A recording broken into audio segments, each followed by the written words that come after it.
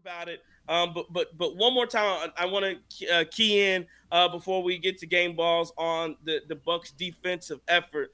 JT, Chris, what are you seeing? Why have the Bucks been so good? I mean, you talk about tonight or just as a whole collectively since let's say for the most part since the break. Well, I'll tell you, right. The first thing has been that communication, right? We talked about Pat Beverly, but other guys communicating out there on the court. You definitely have seen that difference since he's had his presence in the building. Second thing is I think when you talk about defensively, I don't think it's the guys you're expecting good defense from. I think it's the guys you're not, right? For example, Bobby Portis. We talked about this the entire time. We talked about how Bobby Portis had at times become unplayable for the Bucks in the entire series because he just didn't give you anything on defense. And if he wasn't hitting shots, it just wasn't worth having him out there.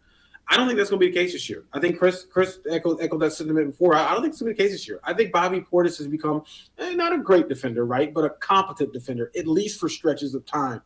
And that's just a completely different look that we've not seen from him since he's been with Milwaukee. And then again, you got Dame, who effort, right? Dame is putting forth that effort and that energy. You got Beasley. You have guys stepping up and trying to make plays defensively. And quite honestly, I think that works, right? I think that's all you can ask for from some of these guys, and you're getting that.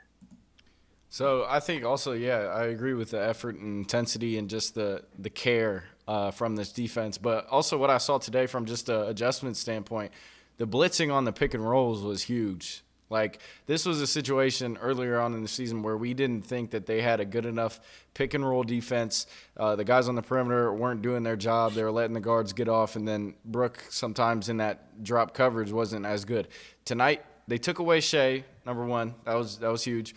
But then Jalen Williams, who's been playing at a huge level all season, he's been like really making that big step up.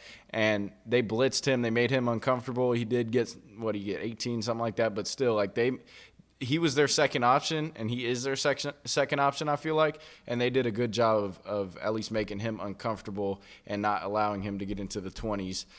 And so, yeah, they did a good job with that. I think that's a real testament to Doc Rivers just making that adjustment and figuring out what the root cause of some of these defensive problems were, because now I think you have a ton of looks to throw at teams when you get into the playoffs. Yeah, a great points. And I'll go back to the fly switching that I talked about earlier, where again you're having the Bucks. You talk about the adjustment.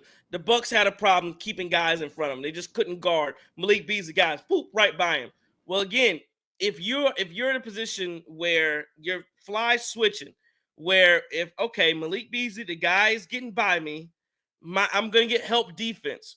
Well, what can happen sometimes, you get the help defense, it turns almost into a double team, and you just kick the ball out to whoever's open or whoever that guy came from for the help.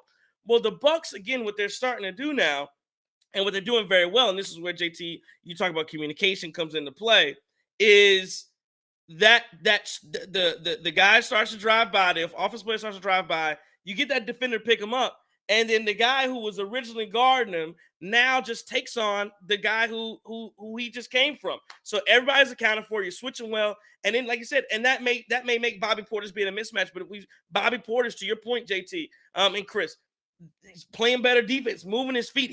I can't remember who the possession was on, but it was on somebody who wasn't like a who wasn't slow or anything like that. And Bob, it's just, hey, just can you slide your feet enough? I know you're not going to be able to, totally stop somebody, but can you make them take a contested two over you? You're 6'10". Can you make them take a contested two over your outstretched hand? If they do that, I clap you up, tip your cap, and go back down the floor.